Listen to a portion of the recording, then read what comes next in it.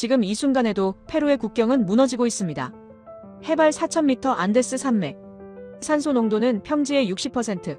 사람은 숨이 턱끝까지 차오르고 기계의 심장은 멈춰버리는 전차의 무덤입니다. 하지만 국경 너머 반군과 카르텔은 이 틈을 타 거침없이 몰려오고 있었습니다. 페루 육군이 쥔 카드는 단 한 장. 70년 전 녹슨 고철 전차뿐이었습니다. 나라가 통째로 넘어갈 위기 속에서 감행된 48시간의 지옥 테스트. 독일도 이탈리아도 포기했습니다. 이 땅은 전차가 다닐 곳이 아니다라며 페루를 등지고 떠났습니다. 하지만 단 한 나라, 한국은 달랐습니다. 모두가 불가능하다고 했던 안데스의 비극을 끝낸 이름, 한국의 K2. 페루는 왜 전 세계가 보는 앞에서 한국을 선택했을까요? 안녕하세요. 저는 미겔 발렌시아입니다. 페루 국방부 전력현대화위원회 총괄 책임자죠. 오늘 아침 저는 국가가 무너지는 소리를 들었습니다. 그건 폭발음이 아니었어요. 침묵이었습니다. 국경 경비대로부터 올라온 보고서를 펼쳤을 때 제 손이 멈췄던 그 순간의 침묵 말입니다. 보고서에는 단 한 줄이 적혀 있었어요. 북부 국경지대 T-55 전차 3대 중 2대 시동 불가. 1대는 경사로에서 후진 중 제동 실패. 저는 창밖을 바라봤습니다. 리마 시내는 평온했죠. 사람들은 출근하고 카페에서 커피를 마시고 일상을 살아가고 있었어요. 하지만 저는 알고 있었습니다. 이 평온이 얼마나 얇은 막 위에 서 있는지를요. 페루 국토의 절반은 해발 3,000m가 넘는 안데스 산맥에 묶여 있습니다. 이 산맥은 우리의 자랑이자 저주였어요. 외부의 침입을 막아주는 천연 방벽이지만 동시에 우리 스스로도 제대로 방어할 수 없는 거대한 취약점이기도 했죠. 최근 몇 년간 국경지대의 상황은 악화일로를 걸었습니다. 반군 조직의 이동이 잦아졌고 마약 카르텔은 점점 더 대담해졌어요. 주변국들은 이미 산악작전에 특화된 최신 전력을 갖추기 시작했습니다. 그런데 우리는 무엇을 가지고 있었나요? 1950년대 소련제 T-55 전차들이었습니다. 이 고철 덩어리들은 안데스 경사는커녕 평지에서조차 제대로 움직이지 못했어요. 정비 부품은 구하기 어려웠고 엔진은 수시로 과열됐습니다. 전차병들은 임무 투입보다 고장 수리에 더 많은 시간을 쏟아야 했죠. 저는 책상 위에 펼쳐진 지도를 내려다봤습니다. 빨간 선으로 표시된 국경선이 안데스 산맥을 따라 구불구불 이어져 있었어요. 그 선 하나하나가 우리가 지켜야 할 주권이었습니다. 하지만 그 선을 지킬 수단이 없다면, 전차가 산을 오르지 못한다면, 그건 단순히 군사력의 문제가 아니었어요. 국경을 잃는다는 뜻이었습니다. 회의실 문이 열렸습니다. 국방장관이 들어왔고 그의 표정은 무거웠어요. 장관은 제 맞은편에 앉더니 조용히 말했습니다. 대통령이 전차 현대화 사업에 최우선 순위를 부여했다고요. 예산은 국가 재정의 상당 부분을 투입할 것이며 실패는 용납되지 않는다고 했습니다. 장관의 눈빛은 분명했어요. 이번 결정이 실패하면 우리는 전차를 잃는 게 아니라 국경을 잃게 될 것이라고요. 저는 고개를 끄덕였습니다. 하지만 제 목덜미는 차갑게 식어갔어요. 이건 단순한 무기 구매가 아니었습니다. 국가의 운명이 제 어깨 위에 올라온 순간이었죠. 잘못된 선택 하나가 페루의 미래를 바꿀 수 있었어요. 저는 유럽에서 공부했습니다. 독일의 정밀함과 이탈리아의 기술력을 직접 봤죠. 그들의 시스템은 검증됐고 신뢰할 수 있었어요. 남미의 많은 국가들이 유럽 무기를 선택했고 그건 곧 안전한 선택을 의미했습니다. 회의가 끝난 후 저는 혼자 남아 창밖을 바라봤습니다. 멀리 안데스 산맥의 윤곽이 희미하게 보였어요. 저 산 너머에 우리 군인들이 있었습니다. 낡은 전차에 의지한 채 국경을 지키고 있는 젊은이들이요. 그들은 저를 믿고 있었어요. 국방부가, 정부가 자신들에게 제대로 된 무기를 보내줄 것이라고 믿고 있었습니다. 저는 서류 가방을 집어들었습니다. 내일부터 본격적인 검토 작업이 시작될 예정이었어요. 독일, 이탈리아, 프랑스, 유럽의 주요 방산업체들이 이미 제안서를 보내왔죠. 저는 그들의 브로슈어를 펼쳐봤습니다. 화려한 사진들과 인상적인 재원표가 눈에 들어왔어요. 120mm 활강포, 복합장갑, 최신 사격 통제 장치. 모든 것이 완벽해 보였습니다. 하지만 제 머릿속에는 계속 그 한 줄의 보고서가 맴돌았어요. 시동 불가. 제동 실패. 저는 창문을 닫았습니다. 맘 공기가 차가웠어요. 리마의 불빛들이 반짝이고 있었지만 저는 알고 있었습니다. 저 불빛들이 계속 켜져 있으려면 국경이 지켜져야 한다는 것을요. 그리고 국경을 지키려면 안데스를 정복할 수 있는 전차가 필요하다는 것을요. 저는 책상으로 돌아와 앉았습니다. 앞으로 몇 달간 제가 내릴 결정들이 페루의 향후 20년을 좌우할 것이었어요. 실패는 곧 국가의 붕괴를 의미했습니다. 저는 안전한 선택을 해야 했어요. 검증된 기술, 신뢰할 수 있는 파트너, 확실한 성능. 유럽이 답이었습니다. 그렇게 믿고 있었죠. 전화벨이 울렸습니다. 육군작전사령부였어요. 북부 국경에서 또 다른 보고가 올라왔다고 했습니다. 이번엔 T-55함대가 산악도로에서 완전히 멈춰 섰다고요. 견인차로 끌어내려야 한다고 했습니다. 저는 전화를 끊고 깊은 한숨을 내쉬었어요. 시간이 없었습니다.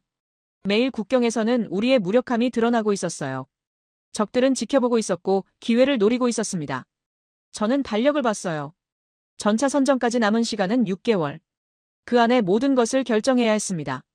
테스트, 평가, 협상, 계약. 단 한 번의 실수도 용납되지 않았어요. 저는 다시 한번 안데스 산맥을 바라봤습니다. 저 산이 우리를 지켜줬지만 이제는 저 산이 시험대가 될 것이었어요. 어떤 전차가 저 가혹한 환경을 이겨낼 수 있을까요? 저는 확신했습니다. 유럽의 기술이라면 가능할 것이라고요. 그들은 수십 년간 전 세계에서 검증받았으니까요. 하지만 제 마음 한구석에는 작은 불안이 자리 잡고 있었습니다. 만약 틀렸다면? 만약 제 믿음이 착각이었다면? 저는 고개를 저었어요. 아니, 유럽은 실패하지 않습니다. 그들의 기술은 완벽해요. 저는 그렇게 스스로를 다독이며 사무실 불을 껐습니다. 내일부터 진짜 전쟁이 시작될 것이었어요. 서류와 숫자, 제안서와 프레젠테이션으로 가득한 전쟁 말입니다. 그리고 그 전쟁의 끝에서 저는 페루의 미래를 결정하게 될 것이었죠. 저는 건물을 나섰습니다. 차가운 밤바람이 얼굴을 스쳤어요. 멀리서 안데스의 실루엣이 어둠 속에 우뚝 서 있었습니다. 저 산이 답을 알고 있을까요? 어떤 전차가 살아남을지, 어떤 선택이 옳은지. 저는 차에 올라탔습니다. 시동을 걸며 생각했어요. 6개월 후, 저는 이 순간을 어떻게 기억하게 될까요? 영웅으로? 아니면 페루를 파멸로 이끈 무능한 관료로? 저는 알 수 없었습니다. 단지 한 가지만은 확실했어요. 이번 선택으로 모든 것이 결정된다는 사실 말입니다. 다음 날 아침 국방부 대회의실은 긴장감으로 가득했습니다. 저는 일찍 도착해 준비된 자료들을 확인했어요. 테이블 위에는 3개의 두꺼운 제안서가 놓여 있었습니다. 독일 레오파르트 2, 이탈리아 아리에테, 프랑스 르클레르. 유럽이 자랑하는 3세대 주력 전차들이었죠. 각각의 표지에는 위압적인 전차 사진이 인쇄되어 있었어요. 저는 독일 제안서를 펼쳤습니다. 레오파르트 2, 120mm 활강포, 복합장갑, 디지털 사격 통제 장치. 재원표를 보는 것만으로도 압도됐어요. 이 전차는 이미 전 세계 18개국에서 운용되고 있었습니다. 나토 표준 전차였죠. 검증이라는 단어가 이보다 더 명확할 수 없었어요. 회의실 문이 열렸습니다. 국방장관과 육군참모총장이 들어왔고 뒤이어 각 부서 책임자들이 자리를 채웠어요. 저는 일어나 인사를 했습니다. 장관이 제 어깨를 가볍게 두드리며 말했어요. 오늘 회의가 앞으로의 방향을 결정할 것이라고요. 모두가 저를 바라보고 있었습니다. 프레젠테이션을 시작했습니다. 먼저 독일 레오파르트 2의 전투 실적을 설명했어요. 중동, 유럽, 아시아. 이 전차는 모든 전장에서 그 성능을 입증했습니다. 특히 터키군이 운용한 사례를 강조했죠. 험준한 지형에서도 작전을 수행했다고요. 장관은 고개를 끄덕였습니다. 다음은 이탈리아 아리에테였습니다. 이 전차는 좀 더 경량화된 설계였어요. 산악 지형을 고려한 기동성이 장점이라고 제안서에 적혀 있었죠. 저는 이탈리아가 알프스 산맥을 가진 나라라는 점을 언급했습니다.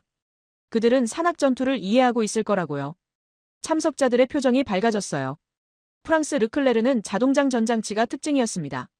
승무원을 3명으로 줄일 수 있어 인력 운용에 유리했어요. 페루처럼 병력이 제한된 국가에는 매력적인 옵션이었죠. 저는 각 전차의 장점을 꼼꼼히 설명했습니다.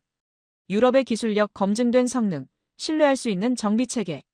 그때 회의실 뒤편에서 손이 올라갔습니다. 카를로스 로하스 중령이었어요. 그는 육군 현장 정비대에서 20년 넘게 복무한 베테랑이었습니다. 안데스 산악 지역에서 실제로 전차를 운용해본 몇 안 되는 장교 중 한 명이었죠. 저는 그에게 발언권을 주었습니다. 카를로스는 조심스럽게 말을 꺼냈어요. 유럽 전차들의 성능은 의심할 여지가 없다고요. 하지만 한 가지 고려해야 할 점이 있다고 했습니다. 무게였어요. 레오파르트 2는 62톤이 넘었고 아리에테도 54톤이었죠. 안데스의 산악교량 중 상당수는 50톤 제한이 걸려 있다고 했습니다. 회의실이 잠시 조용해졌습니다. 저는 그의 우려를 이해한다고 답했어요. 하지만 교량 보강은 인프라 개선 차원에서 진행할 수 있다고 했죠. 전차 성능 자체를 타협할 수는 없다고요. 장관도 같은 의견이었습니다. 필요하다면 도로와 교량을 개선하면 되는 문제라고 했어요. 카를로스는 고개를 끄덕이며 물러났습니다. 하지만 그는 다시 한번 손을 들었어요. 이번에는 좀 더 망설이는 모습이었습니다. 그가 입을 열었을 때 저는 그의 눈빛에서 무언가 절박함을 느꼈어요. 그는 다른 옵션도 검토해볼 필요가 있다고 말했습니다. 어떤 옵션이냐고 제가 물었죠. 카를로스는 잠시 침묵하더니 대답했습니다. 한국이라고요. 한국의 K2 전차를 말하는 거냐고 제가 되물었어요. 그는 그렇다고 했습니다. 최근 터키가 한국 전차를 선택했고 폴란드도 대량 구매 계약을 체결했다고요. 특히 산악 지형 성능이 뛰어나다는 평가를 받고 있다고 했습니다. 회의실 분위기가 변했습니다.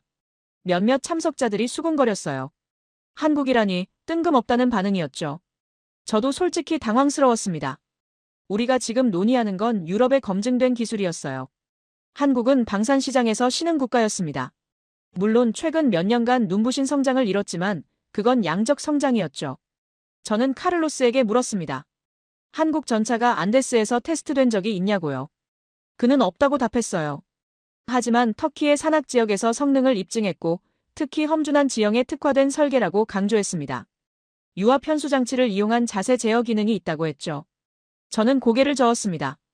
카를로스의 의도는 이해했어요. 그는 현장 경험을 바탕으로 실용적인 대안을 제시하려는 것이었죠. 하지만 지금 우리에게 필요한 건 실험이 아니었습니다. 확실성이 필요했어요. 페루의 운명이 걸린 선택에서 모험을 할 수는 없었습니다. 저는 카를로스를 바라보며 말했습니다. 한국이요? 지금 우리에겐 실험할 여유가 없다고요. 이번 전차 도입은 단순한 무기 구매가 아니라고 했어요. 국가의 생존이 걸린 문제라고 강조했습니다. 검증되지 않은 선택으로 위험을 감수할 수 없다고 했죠. 장관이 제 의견에 동의했습니다. 유럽 전차들은 이미 수십 년간 전 세계에서 그 성능을 입증했다고 했어요. 나토 동맹국들이 신뢰하는 전력이라고 강조했습니다. 반면 한국은 아직 남미 시장에서 실적이 없다고 했죠. 우리가 첫 번째 실험 대상이 될 수는 없다고요. 카를로스는 더 이상 말하지 않았습니다. 그는 고개를 숙이고 자리에 앉았어요. 저는 그의 표정에서 실망을 읽었습니다. 하지만 저는 확신했어요. 제 결정이 옳다고요. 유럽은 안전했습니다. 검증됐고 신뢰할 수 있었죠. 회의는 계속됐습니다. 저는 각 유럽 전차의 가격과 납기, 정비 지원 체계를 비교했어요. 독일은 기술 이전에 소극적이었지만 성능은 최상이었습니다. 이탈리아는 가격 경쟁력이 있었고 프랑스는 정비 패키지가 우수했죠. 모두 일장일단이 있었지만 공통점은 명확했어요. 이들은 모두 검증된 선택지였습니다. 회의가 끝난 후 카를로스가 제게 다가왔습니다. 그는 조용히 말했어요. 자신의 의견을 무시하는 건 아니지만 현장에서 직접 본 경험을 전하고 싶었다고요. 안데스는 다른 어떤 전장과도 다르다고 했습니다. 해발 4,000m에서는 엔진 출력이 30% 이상 떨어진다고 했죠. 무게와 기동성이 생존을 결정한다고 강조했습니다. 저는 그의 손을 잡았습니다. 당신의 우려를 이해한다고 말했어요. 하지만 우리는 확실한 선택을 해야 한다고 했죠. 유럽 전차들은 이미 모든 환경에서 검증됐다고 설명했습니다. 안데스도 예외가 아닐 거라고요. 카를로스는 아무 말 없이 고개를 끄덕이고 돌아섰습니다. 저는 창밖을 바라봤습니다. 리마의 하늘은 맑았어요. 하지만 제 마음속에는 작은 그림자가 드리워져 있었습니다. 카를로스의 눈빛이 계속 떠올랐어요. 그 눈빛에는 확신이 담겨 있었죠. 현장을 아는 사람만이 가질 수 있는 확신 말입니다. 하지만 저는 그 생각을 떨쳐냈습니다. 감정이 아니라 논리로 판단해야 했어요. 데이터와 실적, 검증된 성능. 이것들이 제 결정의 근거였습니다. 유럽은 틀리지 않았어요. 그들은 세계 최고의 기술력을 가지고 있었죠. 저는 책상으로 돌아와 다음 단계를 준비했습니다. 유럽 3개국 전차에 대한 상세평가가 시작될 것이었어요. 각 업체 대표들과의 미팅이 예정돼 있었고 기술 실사가 진행될 예정이었죠. 모든 것이 계획대로 흘러가고 있었습니다. 하지만 그날 밤 잠자리에 들기 전 카를로스의 말이 다시 떠올랐습니다. 해발 4,000m에서는 모든 게 다르다고 했던 그 말이요. 저는 고개를 저었어요. 유럽 전차들은 중동 사막에서도 북유럽 설원에서도 작동했습니다. 안데스라고 다를 게 없었죠. 저는 그렇게 스스로를 납득시키며 눈을 감았습니다. 제 선택은 옳았어요. 유럽은 답이었고 한국은 불필요한 모험이었습니다. 그렇게 믿었죠. 적어도 그때까지는 말입니다. 그로부터 6주가 흘렀습니다. 유럽 업체들과의 협상은 생각보다 순조로웠어요. 독일과 이탈리아 양측 모두 페루 시장에 큰 관심을 보였죠. 남미에서의 첫 대규모 계약이 될 수 있었기 때문입니다. 저는 매주 화상회의와 기술 미팅을 반복했어요. 재원 검토, 가격 협상, 납기 조율. 모든 것이 계획대로 진행되고 있었습니다. 그러던 어느 날 장관이 저를 불렀습니다. 대통령이 실제 성능 검증을 요구했다는 내용이었어요. 단순히 서류와 프레젠테이션만으로는 부족하다는 거였죠. 안데스 산악 지형에서 직접 테스트를 실시하라는 지시였습니다. 저는 즉시 준비에 들어갔어요. 테스트 장소는 쿠스코 인근 해발 3,800m 지점으로 선정됐습니다. 독일과 이탈리아 측에 테스트 일정을 통보했습니다. 두 업체 모두 흔쾌히 동의했어요. 레오파르트 2는 이미 다양한 환경에서 검증됐고 아리에테는 알프스 산맥에서 훈련을 받았다며 자신감을 보였죠. 저도 안심했습니다. 이 테스트는 형식적인 절차에 가까웠어요. 최종 계약을 위한 요식행위 같은 거였죠. 테스트 프로토콜을 작성하는 회의가 열렸습니다. 육군작전본부, 정비대, 평가단이 모두 참석했어요. 카를로스도 그 자리에 있었습니다. 저는 테스트 항목을 하나씩 설명했죠. 경사로 등판, 기동시험, 사격 정확도, 고도 적응력. 모두 표준화된 기준들이었습니다. 그때 카를로스가 손을 들었습니다. 저는 내심 한숨이 나왔어요. 또 한국 얘기를 꺼낼 것 같았거든요. 예상대로였습니다. 그는 조심스럽지만 단호한 목소리로 말했어요. 이번 테스트에 한국 전차도 포함시켜야 한다고요. 회의실이 술렁였습니다. 테스트 일정은 이미 확정됐고 독일과 이탈리아에 통보된 상태였어요. 지금 와서 새로운 참가자를 추가한다는 건 말이 안 됐죠. 저는 카를로스에게 물었습니다. 왜 굳이 한국을 고집하느냐고요. 그는 데이터를 꺼냈습니다. 최근 터키와 폴란드의 평가 보고서였어요. 특히 터키의 산악 지형 테스트 결과가 포함돼 있었죠. K2 전차는 급경사와 고도 변화에서 예상을 뛰어넘는 성능을 보였다고 적혀 있었습니다. 카를로스는 이 데이터를 모두에게 돌렸어요. 저는 보고서를 훑어봤습니다. 인상적인 수치들이었어요. 하지만 터키의 산악과 안데스는 달랐습니다. 해발 고도도 다르고 기후도 달랐죠. 저는 카를로스에게 말했어요. 터키 실적이 안데스에서의 성공을 보장하지는 않는다고요. 카를로스는 물러서지 않았습니다. 그는 제 눈을 똑바로 바라보며 말했어요. 바로 그렇기 때문에 테스트가 필요하다고요. 독일과 이탈리아도 안데스에서 검증된 적이 없다고 강조했습니다. 모두에게 같은 기준을 적용해야 공정하다고 했죠.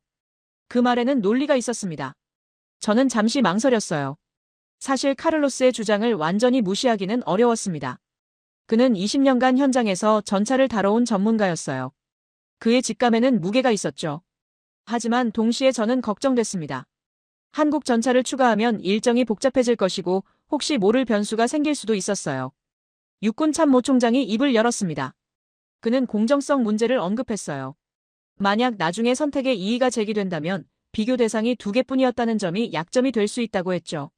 3개 이상의 옵션을 비교하는 게 절차상 더 안전하다고 조언했습니다. 장관도 고개를 끄덕였습니다. 정치적으로도 투명성이 중요하다고 했어요. 야당에서 자주 제기하는 게 방산 비리였죠. 더 많은 경쟁사를 포함시킬수록 의혹의 여지가 줄어든다고 말했습니다. 저는 깊은 한숨을 내쉬었습니다. 형식적이긴 하지만 한국을 포함시키는 것도 나쁘지 않을 것 같았어요. 어차피 결과는 뻔했죠. 유럽 전차들이 우수한 성능을 보일 것이고 한국은 그저 비교군으로 남을 것이었습니다. 오히려 이렇게 하면 우리의 선택이 더 정당해 보일 수도 있었어요. 저는 결정을 내렸습니다. 한국에도 테스트 참가 의향을 타진해보자고 말했어요. 단, 조건이 있었습니다. 테스트는 동일한 기준으로 진행되며 추가 일정 없이 기존 계획에 맞춰야 한다고 못 박았죠. 카를로스의 얼굴이 환해졌습니다. 회의가 끝난 후 저는 카를로스와 복도에서 마주쳤습니다. 그는 제게 고맙다고 말했어요. 저는 손을 저으며 말했죠. 비교는 하지만 결과는 뻔할 거라고요. 유럽 전차의 우수성을 확인하는 자리가 될 것이라고 했습니다. 카를로스는 미소 지으며 대답했어요. 산이 판단할 것이라고요. 그 말이 이상하게 마음에 걸렸습니다. 하지만 저는 대수롭지 않게 넘겼어요. 카를로스는 현장 경험에 기대어 막연한 기대를 품고 있을 뿐이라고 생각했죠. 한국 측에 연락이 갔습니다. 놀랍게도 그들의 반응은 즉각적이었어요. 일주일도 안 돼서 참가 의사를 확정했고 전차와 기술팀을 파견하겠다고 통보했습니다. 그 신속함이 조금 의외였어요. 보통 이런 국제 테스트는 몇 달간의 준비 기간이 필요한데 한국은 마치 준비돼 있었던 것처럼 움직였죠. 테스트 일정이 최종 확정됐습니다. 3주 후 안데스 산악지대에서 세 나라의 전차가 같은 코스를 주행하게 될 것이었어요. 독일 레오파르트 2, 이탈리아 아리에테, 한국 K2. 저는 참가자 명단을 바라보며 생각했습니다. 결국 독일이 선택될 거라고요. 준비가 한창이던 어느 날 카를로스가 제 사무실을 찾아왔습니다. 그는 테스트 코스 설계안을 가져왔어요. 실제 국경지대의 지형을 반영한 경로였죠. 해발 3,800m에서 시작해 4,500m까지 오르는 코스였습니다. 급경사, 좁은 산악도로, 비포장 구간, 그리고 마지막엔 사격 시험까지 포함돼 있었어요. 저는 고개를 끄덕였습니다. 공정한 기준이었어요. 세 나라 전차 모두 같은 조건에서 시험받게 될 것이었죠. 카를로스는 한 가지 더 제안했습니다. 각 전차의 승무원은 해당 국가에서 직접 파견된 인원으로 구성하자고요. 그래야 전차의 실제 운용 능력을 정확히 평가할 수 있다고 했습니다. 저도 동의했습니다. 그게 더 공정했어요. 각국의 전문 승무원들이 자신들의 전차를 직접 운용하는 거였죠. 독일과 이탈리아, 한국 모두 이 조건을 수락했습니다. 모든 준비가 끝났어요. 테스트 전날 밤, 저는 다시 안데스 산맥을 바라봤습니다. 내일이면 모든 게 결정될 것이었어요. 6개월간의 검토와 고민, 회의와 논쟁. 그 모든 것이 내일 하루로 압축되는 거였죠. 저는 확신했습니다. 독일 레오파르트 2가 그 산을 정복할 거라고요. 하지만 마음 한구석에는 작은 의문이 남아 있었습니다. 한국은 왜 그렇게 자신있게 참가를 수락했을까요? 그들은 무엇을 알고 있는 걸까요? 저는 고개를 저었어요. 과도한 자신감일 뿐이라고 생각했습니다. 내일이면 현실을 마주하게 될 거라고요. 저는 창문을 닫았습니다. 새벽 일찍 테스트 현장으로 출발해야 했어요. 역사적인 하루가 될 것이었습니다. 페루의 미래를 결정할 하루 말이죠. 저는 침대에 누워 눈을 감았습니다. 내일이면 모든 의문이 풀릴 것이었어요. 그리고 저는 제 선택이 옳았음을 증명받게 될 것이었습니다. 적어도 그렇게 믿고 있었죠. 새벽 5시 헬리콥터가 안데스 상공을 가로질렀습니다. 창밖으로 펼쳐진 산맥은 장엄했지만 동시에 위압적이었어요. 해발 3,800m 테스트 기지가 눈앞에 나타났습니다. 이미 세 대의 전차가 도착해 있었죠. 독일 레오파르트 2의 육중한 차체가 아침 햇살을 받아 빛났습니다. 그 옆에 이탈리아 아리에테가, 그리고 조금 떨어진 곳에 한국 K2가 대기하고 있었어요. 헬리콥터에서 내리자마자 차가운 공기가 폐를 찔렀습니다. 숨쉬기가 힘들었어요. 저는 천천히 걸으며 호흡을 가다듬었죠. 이 고도에서는 모든 움직임이 평소보다 2배는 힘들었습니다. 그런데 이 척박한 환경에서 60톤짜리 철 덩어리를 움직여야 한다는 거였어요. 테스트 본부가 설치된 텐트로 향했습니다. 각국 대표단이 이미 도착해 있었어요. 독일 팀은 회색 정장을 차려입은 기술진들로 구성돼 있었습니다. 이탈리아 팀은 좀 더 캐주얼했지만 자신감이 넘쳤어요. 그리고 한국 팀. 그들은 달랐습니다. 정장이 아닌 작업복을 입고 있었고 이미 전차 주변에서 최종 점검을 하고 있었어요. 브리핑이 시작됐습니다. 카를로스가 테스트 코스를 설명했어요. 첫 번째 구간은 해발 3,800m에서 4,200m까지 오르는 15km 산악 도로였습니다. 두 번째 구간은 좁은 협곡 통과, 세 번째는 급경사 등판이었죠. 마지막은 해발 4,500m 지점에서의 사격 시험이었습니다. 독일 대표가 질문했습니다.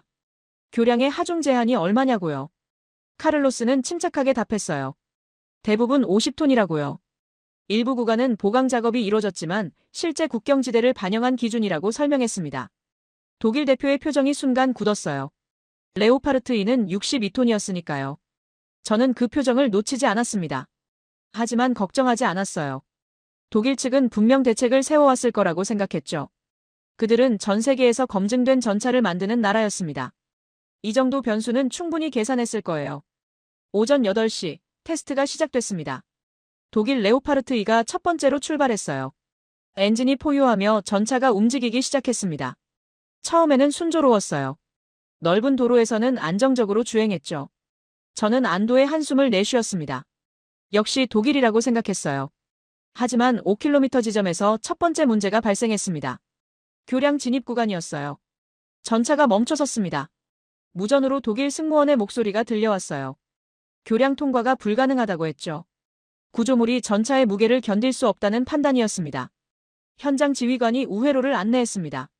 하지만 우회로는 경사가 더 가파르고 노면이 고르지 않았어요. 레오파르트 2는 조심스럽게 우회로로 접어들었습니다. 속도가 현저히 떨어졌어요. 62톤의 무게가 부드러운 산악 지반을 짓눌렀고 궤도가 흙을 파고들었습니다. 저는 모니터를 통해 전차의 움직임을 지켜봤습니다. 뭔가 이상했어요. 평소 독일 전차가 보여주던 그 유연한 기동성이 보이지 않았습니다. 전차는 마치 늪에 빠진 것처럼 느리게 움직였어요. 경사로에서는 엔진이 과열 신호를 보냈고 급경사 구간에서는 속도가 시속 5km까지 떨어졌습니다. 독일 대표가 변명을 늘어놓았습니다. 이런 극한 환경은 설계 범위를 벗어난다고 했어요. 유럽의 산악 지형과는 완전히 다른 조건이라고 강조했죠. 저는 그 말을 들으며 불안감을 느꼈습니다. 설계 범위를 벗어났다고요? 그럼 안데스에서는 사용할 수 없다는 뜻 아닌가요? 결국 독일 전차는 8km 지점에서 테스트를 중단했습니다. 엔진 과열과 유압 시스템 경고 등이 동시에 켜졌어요. 더 이상 진행하면 전차가 손상될 수 있다는 기술진의 판단이었죠. 저는 멍하니 그 모습을 바라봤습니다. 세계 최고라던 독일 전차가 안데스 앞에서 무릎을 꿇었어요. 이탈리아 차례였습니다. 아리에테는 좀 더 가벼웠어요. 54톤이었으니까요. 저는 기대를 걸었습니다. 아리에테라면 교량도 통과하고 좀 더 나은 결과를 보여줄 거라고 생각했죠. 이탈리아는 알프스를 가진 나라였으니까요. 아리에테가 출발했습니다. 처음엔 괜찮아 보였어요. 교량도 무사히 통과했고 독일 전차가 포기한 지점도 넘어섰습니다. 저는 속으로 안도했어요. 역시 산악 전투를 이해하는 나라는 달랐죠. 하지만 해발 4,000m를 넘어서자 상황이 달라졌습니다. 엔진 소리가 이상했어요. 평소보다 훨씬 높은 RPM으로 돌아가고 있었습니다. 고산지대에서는 산소 농도가 낮아 엔진 출력이 떨어지는데 그걸 보상하려고 무리하게 작동하고 있었던 거죠. 11km 지점에서 경고음이 울렸습니다. 냉각 시스템 이상이었어요. 희박한 공기 때문에 엔진 냉각이 제대로 되지 않았습니다. 이탈리아 승무원이 무전으로 보고했어요. 엔진 온도가 위험 수준까지 올라가고 있다고요. 조금만 더 가면 엔진이 손상될 거라고 했습니다. 이탈리아 대표가 당황한 표로 기술진과 급히 협의했습니다. 그들도 이런 상황을 예상하지 못한 듯 했어요. 결국 테스트 중단 결정이 내려졌습니다. 아리에테도 안데스를 정복하지 못했어요. 저는 CHAIA에 주저앉았습니다. 믿을 수 없었어요. 두 대의 유럽 전차가 모두 실패했습니다. 세계 최고라던 독일과 산악 전투를 아는 이탈리아가요. 제 확신이 흔들렸어요. 6개월간 제가 믿어온 모든 것이 무너지는 느낌이었습니다. 유럽 기술은 완벽하지 않았어요. 적어도 안데스에서는요. 그때 한국 전차가 출발선에 섰습니다. K2 흑표. 저는 무심코 그 전차를 바라봤어요. 솔직히 기대하지 않았습니다. 유럽 전차들도 실패했는데 한국이 성공할 리 없다고 생각했죠. 이건 그저 형식적인 비교를 위한 절차일 뿐이라고요. 한국 전차가 움직이기 시작했습니다. 엔진 소리가 달랐어요. 독일이나 이탈리아보다 조용했지만 뭔가 안정적이었습니다. 전차는 첫 번째 교량에 접근했어요. 저는 숨을 죽였습니다. 55톤인 K2도 하중 제한에 걸릴 거라고 생각했죠. 그런데 전차는 멈추지 않았습니다. 그대로 교량을 통과했어요. 속도도 줄이지 않았습니다. 저는 모니터에 시선을 고정했어요. 어떻게 된 거죠? 카를로스가 제 옆에서 조용히 말했습니다. K2는 능동형 현수장치로 무게 분산을 최적화한다고요. 한국 전차는 독일이 포기한 지점을 통과했습니다. 이탈리아가 멈춘 지점도 넘어섰어요. 엔진 소리는 여전히 안정적이었습니다. 저는 믿을 수 없다는 표정으로 모니터를 응시했어요. 이게 어떻게 가능하죠? 12km, 13km, 14km.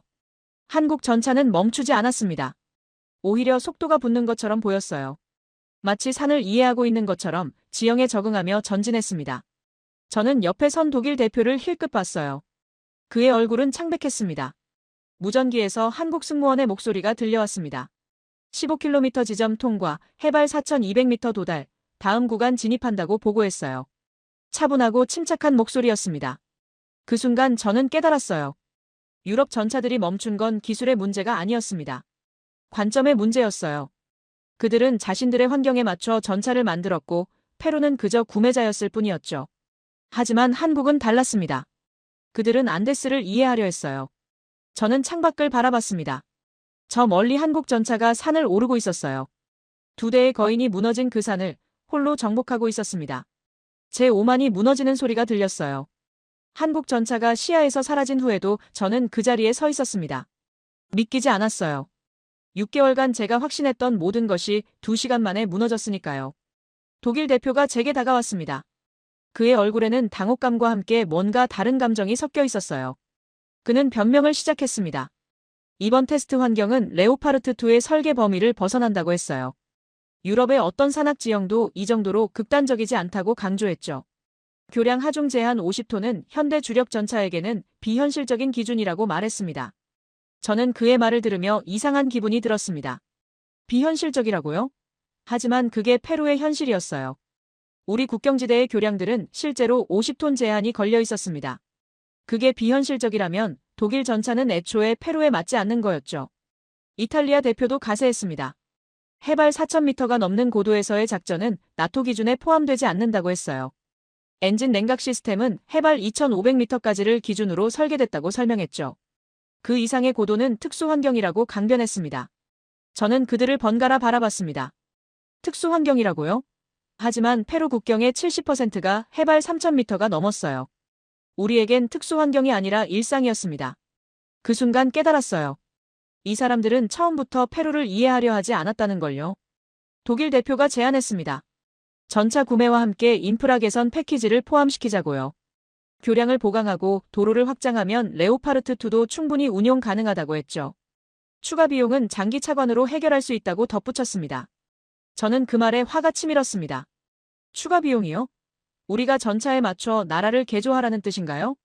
페루의 재정 상황을 모르는 건 아니겠죠. 전차 구매만으로도 국가 예산의 상당 부분을 쏟아붓는 상황인데 거기에 인프라까지 바꾸라고요? 이탈리아 측도 비슷한 제안을 했습니다. 아리에테의 냉각 시스템을 업그레이드할 수 있다고 했어요.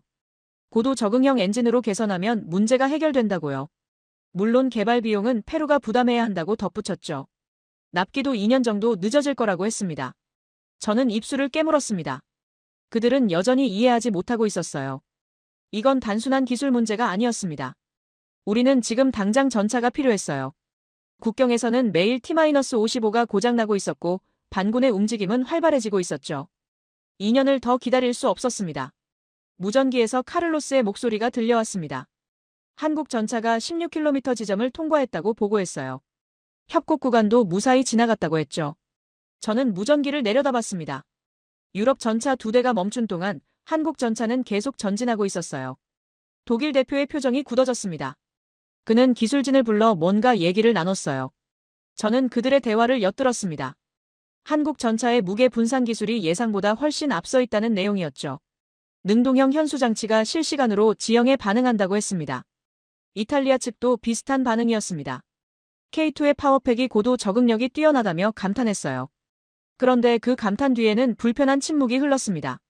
자신들이 간과한 부분을 한국이 해결했다는 사실을 인정하기 싫어하는 것 같았어요. 저는 그때 깨달았습니다. 이 사람들은 페루를 동등한 파트너로 보지 않았다는 걸요. 우리는 그저 구매자였어요. 자신들의 제품을 사줄 고객이었죠. 페루의 환경이 특수하다고. 아니, 그들에게 특수했던 건 페루가 아니라 그들의 시각이었습니다. 텐트 밖으로 나갔습니다. 차가운 바람이 얼굴을 때렸어요. 저 멀리 안데스 봉우리가 보였습니다. 한국 전차는 지금 저 산을 오르고 있었어요. 혼자서요. 유럽의 거인들이 포기한 그 길을 홀로 걷고 있었죠. 카를로스가 제 옆에 섰습니다. 그는 아무 말도 하지 않았어요. 하지만 그의 눈빛이 말하고 있었습니다. 제가 틀렸다고 현장의 경험을 무시한 대가를 치르고 있다고요. 저는 고개를 돌렸습니다. 인정하기 싫었지만 그가 옳았어요. 무전기에서 또 다른 보고가 들어왔습니다. 한국 전차가 18km 지점 통과, 해발 4,400m 도달했다고요. 엔진 상태 양호, 모든 시스템 정상 작동 중이라고 했습니다. 저는 무전기를 꽉 쥐었어요. 이게 현실이었습니다. 텐트 안으로 돌아왔습니다. 장관이 저를 불렀어요. 그의 표은 심각했습니다. 독일과 이탈리아의 제안을 어떻게 생각하느냐고 물었죠. 저는 잠시 망설였습니다. 솔직히 말해야 할지 아니면 유럽을 변호해야 할지 혼란스러웠어요. 하지만 입을 열었을 때 제 목소리는 분명했습니다. 두 제안 모두 현실적이지 않다고 말했어요. 추가 비용과 시간을 감당할 수 없다고 했죠.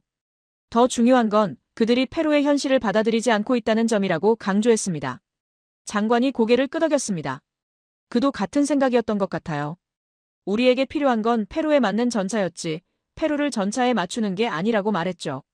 저는 그 말이 가슴에 와닿았습니다. 독일 대표가 다시 다가왔습니다. 이번엔 좀 더 단호한 어조였어요. 레오파르트2는 세계 최고의 전차라고 강조했죠. 18개국이 선택한 검증된 전력이라고 했습니다. 페루도 나토 기준에 맞춰 군사력을 재편해야 한다고 조언했어요. 저는 그의 눈을 똑바로 바라봤습니다. 나토 기준이요? 페루는 나토 회원국이 아니에요. 우리는 안데스 산맥을 지켜야 하는 나라라고 말했죠. 당신들의 기준이 아니라 우리의 현실이 중요하다고 했습니다. 독일 대표의 얼굴이 붉어졌습니다. 감정이 상한 것 같았어요. 하지만 저는 더 이상 그들의 눈치를 볼 필요가 없었습니다. 6개월간 저를 지배했던 유럽에 대한 맹신이 깨졌으니까요. 무전기가 다시 울렸습니다. 이번엔 카를로스의 목소리에 흥분이 섞여 있었어요. 한국 전차가 최종 지점인 해발 4,500m에 도달했다고 보고했습니다. 전 구간 완주, 모든 시스템 정상이라고 했죠. 그리고 마지막 한마디를 덧붙였어요. 현재 사격 준비 중입니다. 텐트 안이 조용해졌습니다. 모두가 무전기를 바라봤어요. 유럽 대표들의 얼굴은 창백했고 페루 측 인사들은 믿을 수 없다는 표정이었죠. 저는 창밖을 바라봤습니다. 저 산 위에서 한국 전차는 페루를 위해 준비하고 있었어요. 유럽은 자신들의 기준을 강요했지만 한국은 페루의 현실을 이해했습니다. 그 차이가 지금 이 결과를 만들었죠. 저는 깊은 한숨을 내쉬었습니다. 분노가 치밀었어요. 하지만 그 분노는 유럽을 향한 게 아니었습니다. 6개월간 현장의 목소리를 무시하고 검증된 이름만 믿었던 제 자신을 향한 것이었죠. 카를로스가 옳았어요. 산이 판단하고 있었습니다. 그리고 산은 이미 답을 내렸어요. 사격 준비 중이라는 무전을 듣는 순간 저는 본능적으로 쌍안경을 들었습니다. 해발 4,500m 지점은 육안으로는 잘 보이지 않았어요. 하지만 모니터에는 실시간 영상이 전송되고 있었죠. 한국 전차가 마지막 테스트 구역에 진입하는 모습이 선명하게 보였습니다. 사격 테스트 구역은 가파른 경사면에 설치돼 있었어요. 평지가 아니라 15도 경사의 비탈이었죠. 카를로스가 의도적으로 설계한 코스였습니다. 실제 안데스 국경지대에서는 평탄한 사격 위치를 확보하기 어렵다는 게 그의 설명이었어요. 전차는 경사면에서 적을 조준하고 명중시킬 수 있어야 했습니다. 표적은 1,500m 거리에 설치된 폐차량이었습니다. 바람이 강했어요. 고산지대의 기류는 예측 불가능했죠. 거기에 희박한 공기로 인한 탄도 변화까지 고려해야 했습니다. 이론적으로는 최악의 사격 조건이었어요. 독일과 이탈리아 전차는 이 구역까지 오지도 못했습니다. 하지만 만약 왔다 해도 성공하기 어려웠을 거예요. 경사면에서의 조준은 일반적인 사격 통제 장치로는 해결할 수 없는 문제였으니까요. 전차의 차체가 기울어지면 포신도 함께 기울어집니다. 그 각도를 보정하는 게 관건이었죠. 모니터 속 한국 전차가 멈춰 섰습니다. 사격 위치를 잡는 것 같았어요. 저는 숨을 죽이고 화면을 응시했습니다. 텐트 안에 모든 사람이 같은 자세를 취하고 있었어요. 유럽 대표들도 팔짱을 끼고 모니터를 바라봤습니다. 한국 측 기술 책임자인 박도현이라는 사람이 제 옆에 서 있었습니다. 그는 처음부터 말이 별로 없었어요. 프레젠테이션도 하지 않았고 자신들의 기술을 과시하지도 않았죠. 그저 묵묵히 전차를 준비하고 테스트를 진행했을 뿐이었습니다. 저는 그에게 물었습니다. 저 경사면에서 조준이 가능하냐고요. 그는 잠깐 모니터를 보더니 짧게 대답했어요. 가능하다고요. 단 2글자였습니다. 확신에 찬 목소리였지만 오만하지 않았어요. 그냥 사실을 말하는 것처럼 담담했습니다. 독일 대표가 코웃음을 쳤습니다. 15도 경사에서 정밀 사격은 불가능하다고 했어요. 레오파르트2도 평지가 아니면 명중률이 급격히 떨어진다고 강조했죠. 이건 전차의 한계가 아니라 물리법칙의 문제라고 말했습니다. 박도연은 아무 대꾸도 하지 않았습니다. 그저 모니터를 바라볼 뿐이었어요. 저는 그의 침착함이 궁금했습니다. 자신감인가 아니면 무모함인가? 6개월 전에 저였다면 무모함이라고 단정했을 거예요. 하지만 지금은 달랐습니다. 화면 속 전차에 변화가 일어났습니다. 처음에는 미묘해서 눈치채기 어려웠어요. 하지만 곧 명확해졌죠. 전차의 차체가 움직이고 있었습니다. 앞부분이 서서히 낮아지고 있었어요. 마치 전차가 절을 하는 것 같았습니다. 저는 눈을 의심했습니다. 전차가 무릎을 꿇고 있었어요. 아니, 정확히는 차체 자세를 변화시키고 있었죠. 앞쪽 현수 장치가 압축되면서 전방이 낮아졌고 후방은 상대적으로 높아졌습니다. 그 결과 전차는 경사면과 수평을 이루게 됐어요. 카를로스가 감탄사를 내뱉었습니다. 유기압 현수 장치라고 했어요. 능동형 자세 제어 시스템이라고 설명했죠. 각 바퀴의 현수 장치를 독립적으로 조절해서 어떤 지형에서도 차체를 수평으로 맞출 수 있다고 했습니다. 저는 화면에서 눈을 뗄 수 없었습니다. 전차는 이제 완벽한 사격 자세를 갖췄어요. 15도 경사면 위에 서 있지만 차체는 수평이었습니다. 포탑이 천천히 회전했어요. 표적을 향해 포신이 움직였죠. 독일 대표가 중얼거렸습니다. 저런 기능이 실전에서 제대로 작동할 리 없다고요. 유압 시스템은 고장이 잦고 정비가 복잡하다고 했습니다. 하지만 그의 목소리에는 확신이 없었어요. 오히려 불안해 보였습니다. 이탈리아 대표도 가만히 있지 못했습니다. 자세 제어만으로는 부족하다고 말했어요. 고도 4,500m에서는 공기 밀도가 다르고 바람의 영향도 크다고 강조했죠. 사격 통제 장치가 이 모든 변수를 계산할 수 있을지 의문이라고 했습니다. 박도현이 처음으로 말을 이었습니다. K2의 사격 통제 장치는 고도, 기압, 바람, 경사를 실시간으로 보정한다고 설명했어요. 탄도 컴퓨터가 0.5초 안에 최적의 발사 각도를 계산한다고 했죠. 그의 목소리는 여전히 담담했습니다. 무전기에서 한국 승무원의 목소리가 들려왔습니다. 사격 준비 완료, 표적 조준 중이라고 보고했어요. 잠시 침묵이 흘렀습니다. 그리고 한마디가 더 이어졌죠. 발사라고요. 모니터 속에서 섬광이 터졌습니다. 120mm 포의 포구화염이 화면을 가득 채웠어요. 굉음이 무전기를 통해 전달됐고 몇 초 후 실제 소리가 계곡을 울리며 우리에게 도달했습니다. 저는 숨을 멈췄어요. 포탄이 날아가는 1.5초가 영겁처럼 느껴졌습니다. 모두의 시선이 원거리 카메라 화면으로 향했어요. 1500m 떨어진 표적 차량이 보였죠. 그리고 다음 순간 폭발이 일어났습니다. 정확한 명중이었습니다. 포탄은 표적의 정중앙을 관통했어요. 폐차량이 화염에 휩싸이며 산산조각 났습니다. 텐트 안이 조용해졌어요. 아무도 말하지 않았습니다. 믿을 수 없다는 표정들 뿐이었죠. 저는 다시 전차 화면을 봤습니다. K2는 여전히 그 자세로 서 있었어요. 무릎을 꿇은 채로요. 마치 산에게 경의를 표하는 것 같았습니다. 아니, 산을 이해하고 있는 것 같았어요. 유럽 전차들은 산을 정복하려 했지만 한국 전차는 산과 하나가 되려 했던 거였죠. 카를로스가 제 어깨에 손을 올렸습니다. 그는 아무 말도 하지 않았어요. 할 필요가 없었죠. 그의 눈빛이 모든 걸 말해주고 있었습니다. 제가 6개월 전 그의 제안을 들었어야 했다고, 현장의 목소리에 귀 기울였어야 했다고요. 저는 고개를 끄덕였습니다. 인정할 수밖에 없었어요. 제가 틀렸다고요. 유럽이 최고라는 믿음이 착각이었다고요. 검증된 기술이라는 이름 뒤에 숨은 오만을 보지 못했다고요. 박도현이 조용히 말했습니다. 전차는 단순한 무기가 아니라고 했어요. 그걸 사용하는 나라의 환경을 이해해야 한다고 강조했죠. K2는 페루를 위해 설계되지 않았지만 페루의 현실을 받아들일 준비가 돼 있었다고 말했습니다. 저는 그 말의 의미를 곱씹었습니다. 독일과 이탈리아는 자신들의 기준을 페루에 강요했어요. 하지만 한국은 달랐습니다. 그들은 페루의 기준을 이해하려 했죠. 그 차이가 지금 이 결과를 만들었습니다. 무전기에서 최종 보고가 들어왔습니다. 전구간 완주 사격 시험 성공, 모든 시스템 정상이라고 했어요. 한국 전차가 이제 하산 중이라고 보고했습니다. 저는 창밖을 바라봤어요. 저 멀리 안데스 산맥이 보였습니다. 해발 4,500m 봉우리 위에서 한국 전차는 불가능을 가능으로 바꿨어요. 두 대의 유럽 전차가 무릎 꿇은 그 자리에서 K2는 산에게 무릎 꿇으며 승리했습니다. 역설적이었어요. 무릎을 꿇음으로써 이긴 거였죠. 독일 대표가 먼저 자리를 떴습니다. 아무 말 없이 텐트를 나갔어요. 이탈리아 대표도 곧 따라 나갔죠. 그들의 뒷모습은 쓸쓸해 보였습니다. 하지만 저는 동정하지 않았어요. 그들은 기회가 있었습니다. 페루를 이해할 기회가요. 단지 선택하지 않았을 뿐이었죠. 장관이 제게 다가왔습니다. 그는 한마디만 했어요. 보고서를 준비하라고요. 저는 고개를 숙였습니다. 이제 무엇을 써야 할지 명확했어요. 6개월간 제가 고집했던 결론이 아니라 안데스가 내린 판결을 적어야 했습니다. 저는 다시 모니터를 봤습니다. 한국 전차는 여전히 산을 내려오고 있었어요. 안정적이고 조용하게요. 마치 처음부터 그 산이 자신의 집인 것처럼요.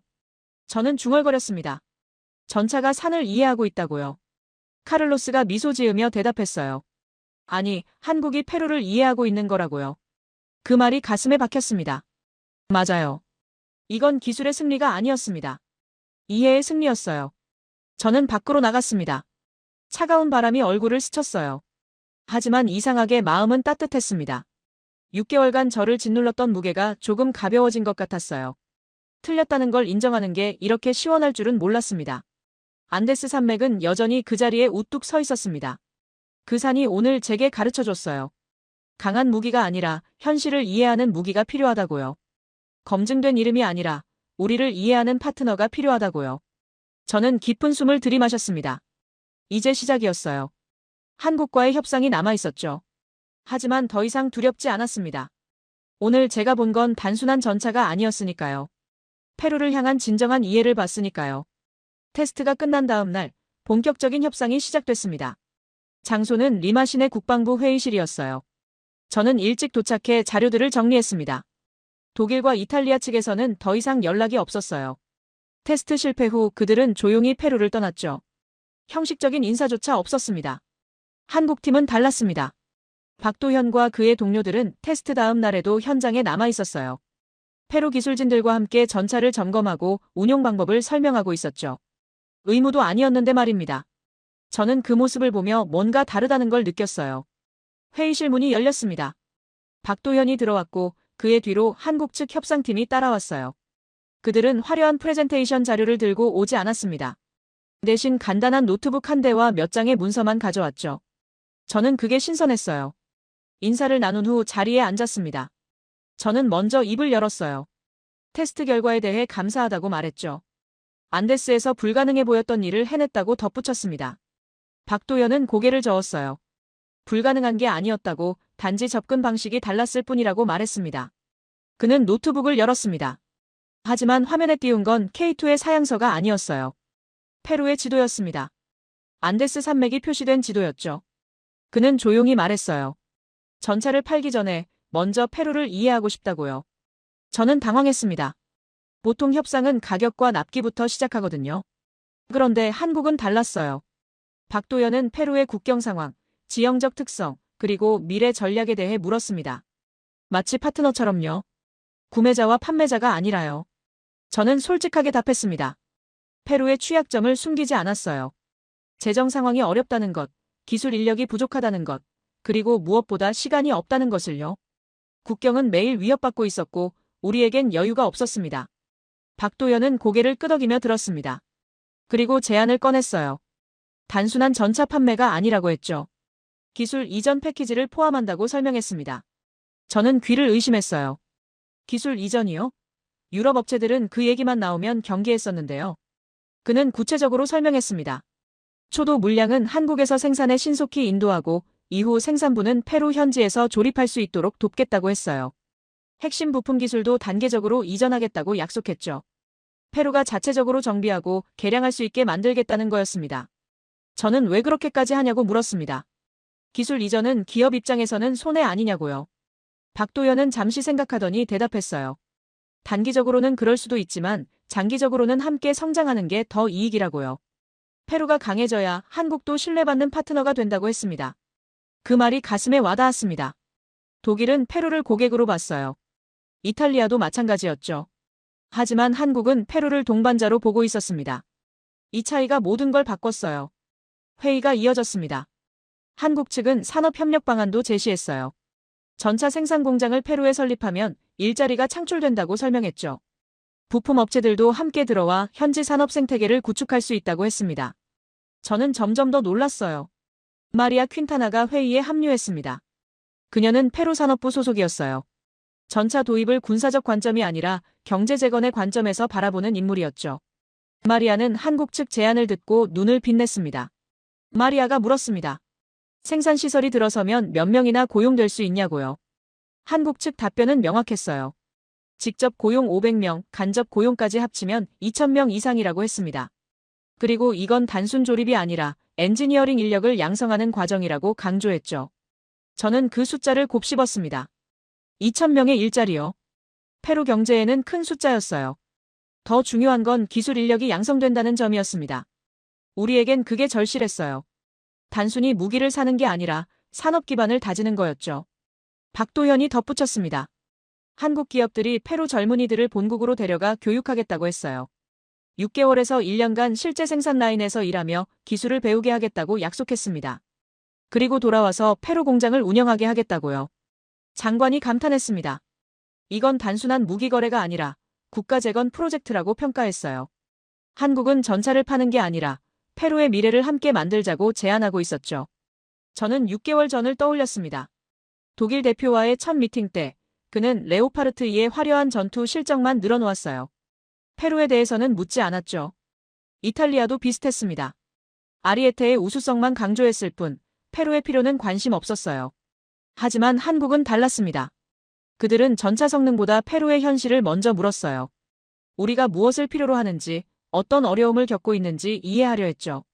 그리고 그 이해를 바탕으로 제안을 만들었습니다. 카를로스가 기술적인 질문을 했습니다. K2의 정비 주기는 어떻게 되냐고요? 박도연은 즉시 답했어요. 기본 정비는 400시간마다, 주요 정비는 2000시간마다라고 설명했죠. 하지만 중요한 건 페루 기술진이 직접 정비할 수 있게 훈련시키겠다는 점이라고 강조했습니다. 그는 계속 말했습니다. 유럽 전차들은 본국에서만 정비 가능한 부품이 많다고 지적했어요. 하지만 K2는 다르다고 했죠. 모듈화 설계로 페루에서도 대부분의 정비가 가능하다고 설명했습니다. 부품 공급망도 남미에 구축하겠다고 약속했어요. 저는 그 말의 의미를 알았습니다. 유럽 전차를 샀다면 우리는 평생 그들에게 의존해야 했을 거예요. 부품 하나 교체하려 해도 본국에 요청해야 하고 기술진을 불러야 했죠. 하지만 한국 방식은 달랐어요. 독립성을 주려는 거였습니다. 회의가 끝날 무렵 저는 박도현에게 물었습니다. 왜 이렇게까지 하느냐고요? 단순히 전차를 팔기만 해도 충분한데 왜 기술까지 이전하고 공장까지 짓느냐고요. 박도현은 잠시 침묵했습니다. 그리고 조용히 말했어요. 한국도 한때 페루와 비슷한 처지였다고요. 무기를 수입만 하던 나라였다고 했죠. 하지만 어느 순간 결심했다고 합니다. 의존이 아니라 자립을 선택했다고요. 그는 계속 말했습니다. 그 과정에서 도움을 준 나라들이 있었다고 했어요. 기술을 나눠준 파트너들이요. 그래서 한국도 이제 같은 역할을 하고 싶다고 말했습니다. 페루가 스스로 설 수 있게 돕고 싶다고요. 저는 그의 눈을 바라봤습니다. 진심이 보였어요. 이건 마케팅 멘트가 아니었습니다. 진짜 동반자가 되고 싶어 하는 거였죠. 저는 목이 메었어요. 회의실을 나서며 장관이 제게 말했습니다. 우리가 선택한 건 전차가 아니라고 했어요. 우리를 이해하는 나라를 선택한 거라고요. 저는 고개를 끄덕였습니다. 맞아요. 오늘 회의에서 본 건 기술력이 아니었어요. 태도의 차이였습니다. 유럽은 우리를 고객으로 봤지만 한국은 우리를 파트너로 봤어요. 유럽은 자신들의 기준을 강요했지만 한국은 우리의 현실을 받아들였죠. 그 차이가 오늘의 선택을 만들었습니다. 저는 창밖을 바라봤습니다. 리마의 하늘은 맑았어요. 멀리 안데스 산맥이 보였죠. 며칠 전 그 산에서 한국 전차는 불가능을 가능으로 바꿨습니다. 그리고 오늘 한국은 페루에게 새로운 가능성을 보여줬어요. 저는 혼잣말로 중얼거렸습니다. 당신들은 우리를 고객으로 보지 않았군요. 파트너로 봤군요. 그게 답이었어요. 일주일 후 저는 대통령 집무실 앞에 서 있었습니다. 손에는 최종 보고서가 들려 있었어요. 200페이지가 넘는 분량이었죠. 6개월간의 모든 과정이 담긴 문서였습니다. 검토, 테스트, 협상. 그리고 제 오만과 깨달음까지요. 비서관이 문을 열었습니다. 대통령실 안에는 국방장관, 재무장관, 그리고 육군참모총장이 이미 자리하고 있었어요. 모두 제 보고서를 기다리고 있었죠. 저는 깊은 숨을 들이마시고 안으로 들어갔습니다. 대통령이 저를 맞았습니다. 그는 피곤해 보였어요. 국정 전반이 어려운 시기였으니까요. 전차 도입은 그 중에서도 가장 큰 결정이었죠. 국가 재정의 상당 부분이 투입되는 사안이었으니까요. 실패는 곧 정권의 위기를 의미했습니다. 자리에 앉았습니다. 대통령이 먼저 물었어요. 결론이 무엇이냐고요? 저는 보고서를 펼치지 않았습니다. 대신 눈을 마주보며 말했죠. 한국입니다. K2 흑표를 선택합니다. 대통령의 눈썹이 올라갔어요. 한국이냐고 되물었습니다.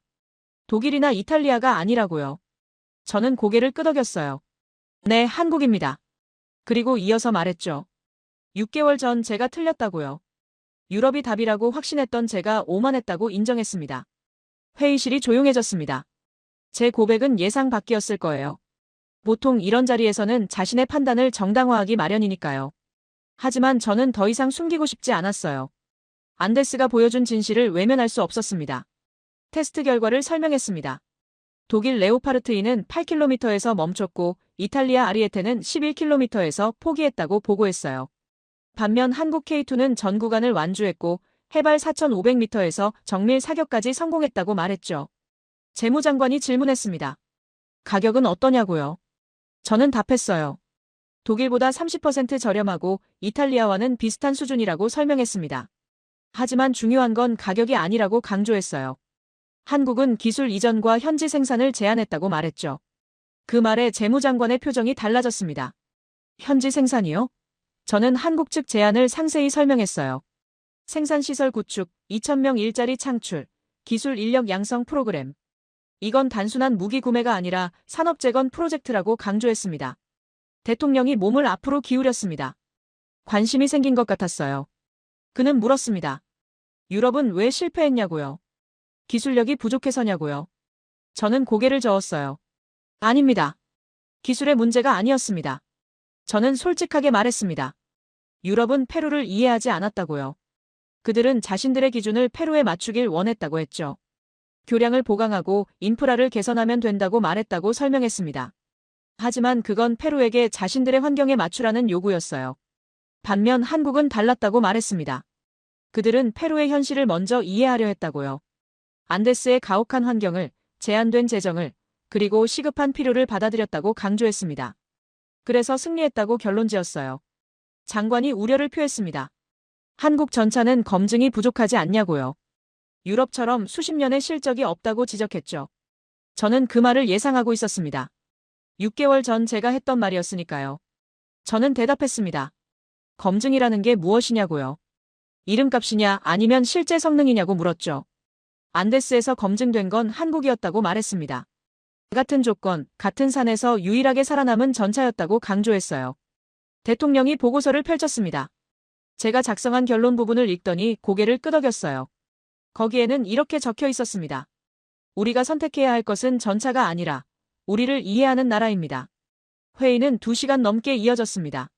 모든 세부 사항을 검토했어요. 예산 배분, 납기 일정, 기술 이전 조건, 산업 협력 방안. 하나하나 꼼꼼히 따졌죠. 하지만 방향은 이미 정해졌어요. 페루는 한국을 선택할 것이었습니다. 회의가 끝날 무렵 대통령이 저에게 말했습니다. 공개 기자회견에서 직접 발표하라고 했어요. 당신이 이 프로젝트를 이끌었으니 당신이 국민에게 설명해야 한다고 했죠. 저는 고개를 숙였습니다. 영광이자 책임이었어요. 사흘 후 국방부 대강당에는 수백 명의 기자가 모였습니다. 카메라가 저를 향했고 마이크가 연단 위에 놓였어요. 저는 단상에 섰습니다. 떨렸어요. 하지만 말해야 할 것들이 명확했습니다. 마이크를 잡았습니다. 목소리가 강당에 울려 퍼졌어요. 국민 여러분, 오늘 페루는 중요한 결정을 발표합니다. 우리는 한국의 K2 흑표 전차를 선택했습니다. 장내가 술렁였죠. 예상 밖의 발표였으니까요. 저는 계속 말했습니다. 6개월 전 저는 유럽 전차가 답이라고 확신했다고 고백했어요. 검증된 기술, 신뢰받는 이름. 그것들이 안전한 선택이라고 믿었다고 말했죠. 하지만 제가 틀렸다고 인정했습니다. 안데스 산맥이 진실을 보여줬다고 설명했습니다. 세 나라 전차가 같은 조건에서 시험받았고 한국만이 살아남았다고 말했어요. 기술의 차이가 아니었다고 강조했죠. 이해의 차이였다고요. 유럽은 페루를 고객으로 봤지만 한국은 파트너로 봤다고 말했습니다. 유럽은 자신들의 기준을 강요했지만 한국은 페루의 현실을 받아들였다고 설명했어요. 그 차이가 오늘의 선택을 만들었다고 결론지었습니다. 기자들이 질문을 쏟아냈습니다. 가격은 얼마냐, 언제 인도되느냐, 유럽 업체들의 반응은? 저는 하나하나 답했어요. 하지만 가장 중요한 질문은 마지막에 나왔습니다. 한 기자가 물었습니다. 이번 선택이 페루에 어떤 의미냐고요. 저는 잠시 생각했습니다. 그리고 진심을 담아 대답했어요. 이번 선택은 페루가 변하고 있다는 신호라고 말했죠. 우리는 더 이상 이름값에 의존하지 않는다고 말했습니다. 검증된 브랜드보다 실제 성능을 본다고 강조했어요. 그리고 무엇보다 우리를 이해하는 파트너를 선택한다고 선언했습니다. 이것이 새로운 페루의 시작이라고 말했죠. 기자회견이 끝난 후 카를로스가 저를 찾아왔습니다. 그는 제 손을 잡았어요. 아무 말도 하지 않았지만 그의 눈빛이 모든 걸 말해줬습니다. 당신이 옳았다고 저는 그에게 말했어요. 처음부터 당신이 옳았다고요. 카를로스는 미소 지었습니다. 옳고 그름의 문제가 아니라고 했어요. 단지 산이 답을 알려줬을 뿐이라고 말했죠. 저는 고개를 끄덕였습니다. 맞아요. 안데스가 우리를 가르쳤어요. 창밖으로 리마 시내가 보였습니다. 평범한 일상이 흘러가고 있었어요. 사람들은 이번 결정이 자신들의 삶을 어떻게 바꿀지 아직 모를 거예요. 하지만 저는 알았습니다. 2,000개의 일자리, 새로운 산업, 그리고 무엇보다 자립의 기회. 박도연에게서 연락이 왔습니다. 계약서 최종안이 완성됐다고 했어요. 다음 주 서울에서 공식 조인식이 열린다고 전했죠. 저는 그 자리에 참석할 예정이었습니다. 페루를 대표해서요. 그날 밤 저는 혼자 국방부 옥상에 올랐습니다. 멀리 안데스 산맥의 윤곽이 어둠 속에서 드러났어요. 저 산 어딘가에서 한국 전차는 불가능을 가능으로 만들었죠. 그리고 저는 제 오만을 깨뜨렸습니다. 6개월 전 저는 답을 안다고 생각했어요. 유럽이 최고라고 확신했죠. 하지만 틀렸습니다. 진짜 답은 다른 곳에 있었어요. 이름이 아니라 이해에, 검증이 아니라 현실에, 오만이 아니라 겸손해요. 페루는 전차를 선택한 게 아니었습니다. 우리를 이해한 나라를 선택한 거였어요. 그리고 그 선택이 페루의 미래를 바꿀 것이었습니다. 저는 그렇게 믿었어요. 차가운 밤바람이 불어왔습니다. 하지만 가슴은 따뜻했어요. 처음으로 제대로 된 선택을 했다는 확신이 들었으니까요. 안데스가 증명했고 한국이 보여줬으며 페루가 결정했습니다. 저는 산을 향해 고개 숙여 인사했습니다. 가르침에 감사하다고요. 그리고 한국을 향해서도 감사했어요. 페루를 파트너로 봐줘서요. 마지막으로 저 자신에게도 말했습니다. 틀렸다는 걸 인정할 용기를 가져서 다행이라고요. 내일부터 새로운 여정이 시작될 것이었습니다. 한국과의 협력, 기술 이전, 현지 생산. 쉽지 않을 거예요. 하지만 두렵지 않았습니다. 이번엔 올바른 파트너와 함께니까요. 저는 옥상을 내려왔습니다. 사무실에는 아직 할 일이 많이 남아 있었어요. 하지만 발걸음은 가벼웠습니다. 6개월간 짊어졌던 무게가 이제 방향을 찾았으니까요. 페루는 선택했습니다. 전차가 아니라 미래를요. 이름이 아니라 이해를요. 오만이 아니라 겸손을요. 그리고 그 선택은 옳았습니다. 안데스가 증명했으니까요.